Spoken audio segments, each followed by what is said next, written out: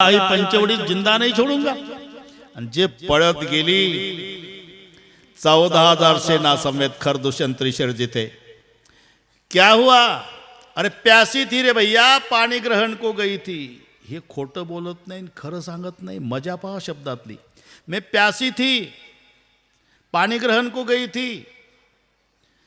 प्यासी म्हणजे विषयाची तहान आहे, पाण्याची तहान आहे। प्यासी थी आणि पाणी ग्रहण को गई थी। वंजईमध्ये पाणी घेऊन पिणे हे पाणी ग्रहण आहे आणि लग्नाचा प्रस्ताव मांडण्यासाठी शब्द पाणी ग्रहणच आहे। खोटंही बोलत नाही, खरं सांगत आहे। मैं प्यासी थी भैया, पाणी ग्रहण को गई थी रे छोटे राजकुमार, मी दूरदर्शा की है।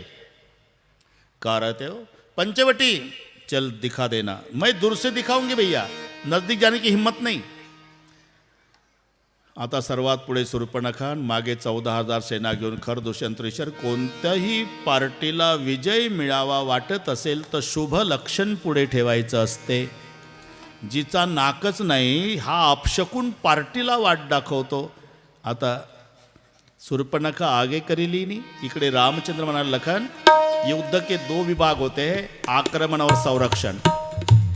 तू सीता का रक्षण कर, मैं आक्रमण करता हूं। आणि जेव्हा 14,000 सेना घेऊन खरदूषण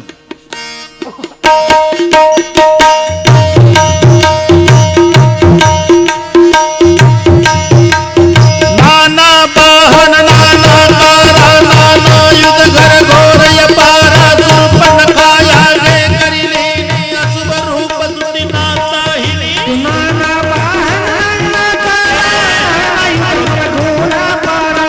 शूर्पणखा आगे करिली अशुभ रूप धरि नासाहिली। तर जाई गगन उडाई, कटक भट यति अरुजाई। कौका दियत धरव दो भाई, धरि मारव दिवली छुड़ाई। घर सही तर सही गगन उडाई, देखे कटक भट यति अरुजाई। कौका दियत धरव दो भाई, धरुले मारू छुड़ाई। पूरी पूरी नभ मंडल रहा, राम बुलाई अनुसन कहा। हे जानकी जाऊ गिरि कंदर, आवा निश्चर कटक भयंकर। धूरी पूरी नभ मंडल रहा, जान बुलाई अनुसन कहा। नहीं समझ की जाऊं गिरि कंदर, आवाज सर कटक भयंकर। दयौ सजसुनि प्रभु के बाणी, चले सहित श्री सरधनु पाणी। एक राम रिपुदल चली आवा, प्रियसी कठिन को बन चढ़ावा।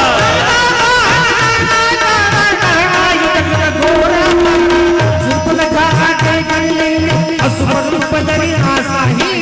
14,000 सेना के सामने अकेले रामचंद्र जी। आसमान में देवता लोग युद्ध देखने के लिए। सावधान ए राजकुमार, आपके पास जो कुमारी हमें सौंप दो, सकुशल अयोध्या चले जाओ। प्रभु बोले मर्द है तो युद्ध की बातें करो। सावधान, कोदंड कठिन चढ़ाई शिर जट बांधत सोय क्यों मरकत शैल पर लरत दामिनी कोटि सो जुग भुजग जो कटिक निशंग विशाल भुजग चाप विषक सुधारी गए चितवत मनौ मृग राज प्रभु गजराज घटा निहारी के। हाथियों के झुंड की ओर शेर देखता है, वैसे अकेले रामचंद्र जी। सावधान सावधान सावधान सावधान।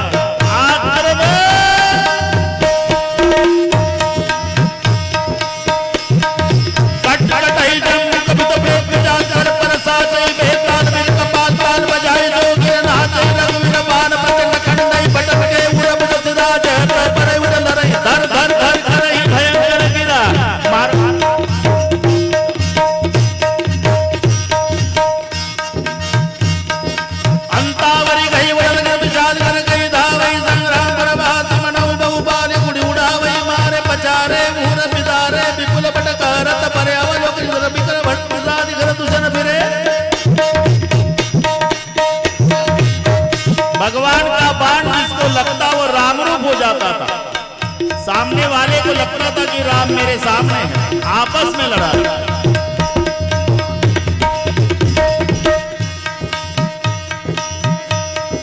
सरस्वती तो मन पर कृपा ने कई बार करी को पर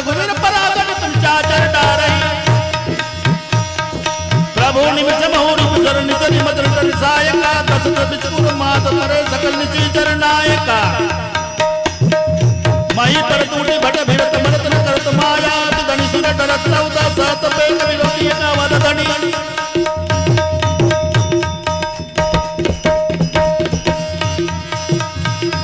सुरमुनि समय प्रभु देखी माया नापति कौतुक करयो देखी परस्पर राम करी संग्राम रिपुदल मरियो राम नाम कई तनु तो गई पावई पद निर्वाण करी उपाय रिपु मारे क्षण बहु कृपा निधान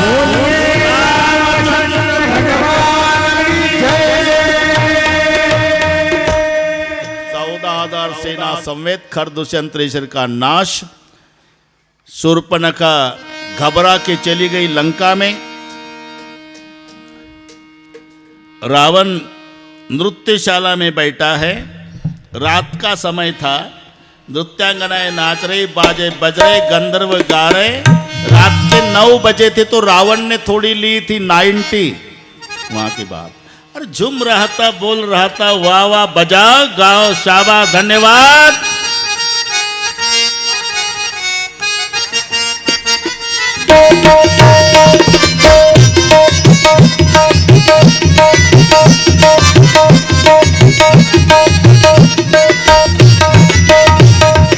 रावण की नृत्यशाला, दरवाजे पे शूर्पणखा खड़ी। रावण बड़े मस्ती में है, बजाओ वाह शाबाश धन्यवाद गाओ बहुत अच्छा वाह वाह। नृत्यांगनाएं नाच रही, बाजे बज रहे, गंधर्व गा रहे।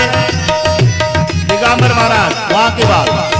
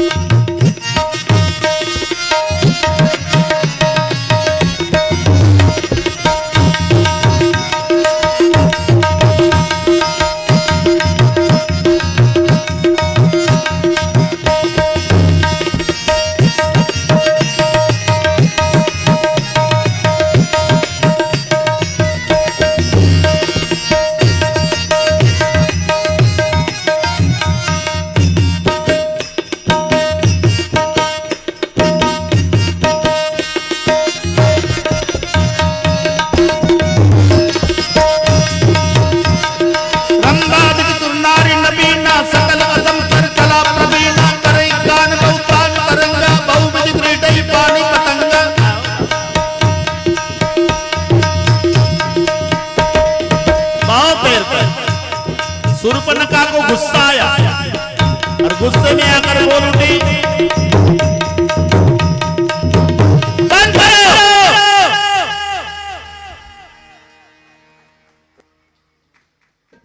मग रावणाची उतरली। रावणाला वाटलं माझ्या ऑर्डर शिवाय कार्यक्रम थांबवला कोणी, लक्ष गेलं तर गेटवर दीदी शूर्पणखा दीदी क्या बहन और दिखता नहीं क्या? हे भाई, 2 लड़के इस दंडक वन में आए, संग नारी सुकुमारी सीता कुंवारी को लाए। नागहा मैं उधर उछल पड़ी, उस नारी से मिलना चाहा तो पल भर में बड़े तपस्वी ने मुझे से छल करना चाहा। उस तपस्वी को तूने मेरा नाम क्यों नहीं बताया? बताया क्या हुआ? तेरा नाम सुनते ही उसने मुझे को दी गाली, कान मेरी काट डाली, नाक मेरी कतर डाली। मेरी नाक गई सो गई, अब तेरी नाक बचा भैया। जगत में ऊंची नाक नहीं तो नकटा नाम धरा भैया। आगे क्या हुआ? खरदूषण त्रिशर के पास गई। फिर 14,000 सेना समेत आया अकेले। राम ने 14,000 सेना समेत खरदूषण त्रिशर का नाश किया। क्या खरदूषण त्रिशर मर गए? और उनके पास एक सुंदरी है, तेरी मंदोदरी उतनी सुंदर नहीं है। शेवटचं रॉकेल वतून तिथे गेली। जा बहन विश्राम कर, कल देखता हूँ। सकाळी रावण उठला, मारीच मामाकडे आला, मामाला नमस्कार केला। मामा हादरला। काहीचा नमस्कार समजायचा आपलं मरण जवळ आलं। असे 4 आहे नवनिनीच की अति दुःखदायी, जिमी अंकुश धनु उरग बिलाई, धनुष्य अंकुश साप आणि मांजर। हे 4 नम्र झाले की पुढचं मेलं समजायचं। धनुष्याला दोरी गुंडाळून ठेवा, कोपऱ्यात उभा आहे, धनुष्यापासून धोका नाही, पण धनुष्यावर बाण लावला, दोरी ओढली वाकला, समजायचं ज्याच्यावर बाण जातं ते मरतं। याची नम्रता त्याचा प्राण। धनुष्य अंकुश उलटा झाला की हत्तीला थांबावं लागतं. साप फणा काढलेला चावत नाही, पण त्यानं फणा टाकला खाली की समजायचं दंश करणार. तसं मांजर रस्त्यानं सरळ जाऊ लागलं तर ताई त्या मांजराला उंदरं घाबरत नाही. या महात्माजे या, त्या मांजराला उंदरं घाबरत नाही. मग कोणत्या मांजराला? जे मांजर दबा धरून बसतं, पुढचे पाय पुढं, मान टाकतं, कान पाडतं, वाकडं बघतं, एवढं नम्र झालं मांजर की समजायचं उंदराने आपण मेलं. म्हणून मारीच हादरला. 33 करोड देवता ज्याच्या बंदीखान्यात तो मला नमस्कार करतो.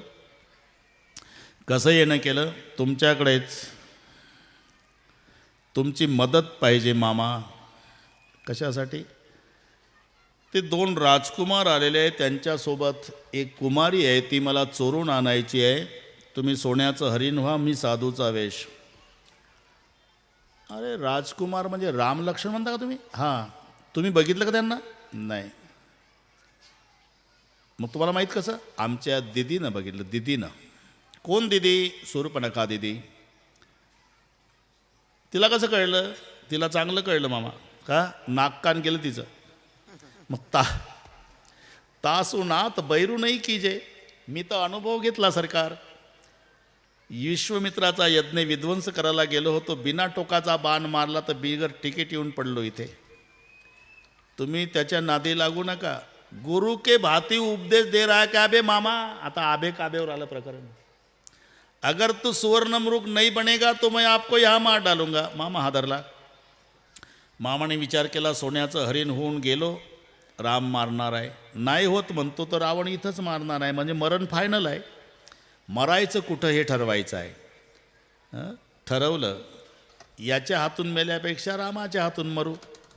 तुम्ही संसार करा तरी मरता, परमार्थ करा तरी मरता. मग जन्मचा जन्म संसार करून मेल्यापेक्षा उरलेले 2 दिवस रामायण ऐकून मेलेलं काय वाईट? कोणी मारीची असेल तर त्याला सांगा घरी, 2च दिवस राहिले. निर्णय मारीचीसारखा घ्यायचा. सोन्याचं हरिण मारीच. 9 लोकांसोबत विरोध करू नये म्हणून मारीचीनं ठरवलं यासोबत विरोध करायचा नाही. मारीचं सोन्याचं हरिण झालं रावण. पण त्याच्या आधीचं एवढं ऐका. राम सीता दोघंच बसलेले आहे एकांतात. लक्ष्मण कंदमुळे आणायला गेले आणि प्रभू म्हणतात, सीता आता नाटकाची सुरुवात, उद्या रावण येणार. काय करू देवा? तू अग्नीत निवास कर, मायावी रूपात माझ्यासोबत राहा. तुम पवकमह करो निवासा, जवलग करे निशाचर नाशा. सीता अग्नीमध्ये निवास आणि मायावी रूपात प्रभूच्या सोबत आहे. निज प्रतिबिंब राखीतः सीता, लक्ष्मणई मर्म नाही जाणा. हे लक्ष्मणालाही माहिती नाही. खरी सीता अग्नीत आहे म्हणून अग्नी परीक्षा नाही. तोपर्यंत ती अग्नीत आहे. रावण मेल्यावर पुन्हा अग्नीतून प्राप्त करून घेतली, नाही तर रावण मरेपर्यंत सीतेचा निवास अग्नीमध्ये. खरी सीता अग्नीत आहे. ही मायावी रावणानं नेली ती. निज प्रतिबिंब. लक्ष्मणालाही हे मर्म माहिती नाही, तो कंदमूळ आणायला गेला. मग काही उसण्या तंबाखूला उसना चुना मळून येड्या बाबळीजवळ. काय सांगता तुम्ही? रावणाने नेली सीता चोरून. 6 महिने होते आणि पुन्हा स्वीकारली रामानं. त्याला देव म्हणता आणि याला देवी म्हणता. हे उसण्या चुन्यावालं. अरे काय ताकद आहे चोरून न्यायची रावणाची. थोडा विचार करा. धनुष्यावर बाण लावल तोच, त्यालाच माझी सीता माळ घालल. का प्रतिज्ञा केली? हे 10,000 पहिलवानाने ओढत आणलेलं शिवधनुष्य आहे. पूजा जनक राजे करायचे आणि सारवायचं काम सीता आणि सीतेच्या मैत्रिणी. एक दिवस सीतेनं खाली सारवलं.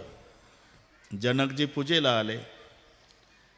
खाली 10,000 पहिलवान लागतात ओढायला. खाली कोण सारवलं? पूजा थांबवली बापानं. जानकी, हाँ पिताजी, इधर आओ बेटी. आली. अरे धनुष के नीचे गोबर का लेप किसने लगाया? मैंने. तूने कैसे लगाया बेटी? जवळ आली. डाव्या हातानं धनुष्य उचललं आणि खाली हात घालून सारवून दाखवलं. ऐसा गोबर लेप लगाया पिताजी. ढसा ढसा रडला राजा जनक. जाओ बेटे. विचार केला, बाप रे, माझी मुलगी म्हणत आलो. 10,000 पहिलवान लागतात हे धनुष्य ओढायला. ते धनुष्य माझी जानकी डाव्या हातानं उचलते. ही महान शक्ती आहे. हिला आता अनुरूप वर कोणता शोभेल? जे धनुष्य सीता डाव्या हातानं उचलते त्या धनुष्याला उचलून त्याच्यावर बाण लावल तो माझ्या लेकीला नवरदेव शोभल म्हणून प्रतिज्ञा आहे. लक्षात घ्या. मग जे धनुष्य रावण छातीवर घेऊन पडला ते धनुष्य सीता डाव्या हातानं उचलते. ती सीता रावणाच्या बापानं उचलल का? तिरपडोकं चालवा घरी जाऊन. म्हणून ही खरी सीता अगणित आहे. तुम पवक महक करव निवास. ही निज प्रतिबिंब नाम मायावी सीता. दुसरं कारण, हरणाकडे लक्ष कोणाचं गेलं पाहिजे? क्षत्रियाचं का महिलाचं? 13 वर्षे वनवासात हरण पाहिले नव्हते सीतेनं. आजचं हरिण सीतेनं का दाखवलं? व हिरण मार केला. आज दोघाची जात एक आहे. आजचं हरिणही नकली आहे, जानकी नकली आहे. मायावी तेही मायावी ही. प्रभुजी हिरण मार केला. प्रभुजीनं म्हटलं तर लखन तुम्हारी भाभी चाहती तो जाओ. गेला नसता का लक्ष्मण? स्वतः प्रभू का जातात? तर प्रभू ज्ञान आहे, लक्ष्मण वैराग्य आहे. हरिण सोन्याचं आहे. प्रभूला सांगायचं आहे की स्वतःला ज्ञानी म्हणणारे सोन्यामागं पळतात, वैराग्य सोन्यामागं पळत नाही. पळायला तर लोक त्याला वैराग्य म्हणत नाही. म्हणून वैराग्य घरी ठेवलं, ज्ञान हरणामागं. दुसरं कारण, ज्ञानाला तलवार म्हणतात दिगंबर बुवा आणि वैराग्याला ढाल. संतांचे अभंग आहे. वैराग्य ढाल आहे, ज्ञान तलवार आहे. तलवारीचं काम आक्रमण आहे, ढालीचं काम संरक्षण आहे. सीतेच्या संरक्षणाला ढाल रूपी लक्ष्मण आहे आणि हरिण मारायला तलवार रूपी राम आहे. बस लक्षात. ते गुप्त प्रगट मारला अचूक बाण. ते खऱ्या स्वरूपात प्रगट झालं. 4:49 तर हरिण पडलं खाली. पण आवाज लक्ष्मणा धाव. आता सोमनाथ, आवाज कोणाला गेला पाहिजे? बाहेरच्याला का आतल्याला? गेटच्या बाहेर लक्ष्मण पहाऱ्याला आहे आणि आत जानकी आहे. ती बाहेर आली. लखन भैया तुम्हारे भैया खतरे में है. नहीं भाभी कोई आवाज़ नहीं आ रहा. याला आवाज येत नाही, गेटमॅनला. आतल्याला आवाज येतो का? नकलीचा आवाज नकलीला, लक्ष्मणजीला नाही. लखन दौड़ो. कोई खतरा नहीं भाभी. लखन दौड़ो.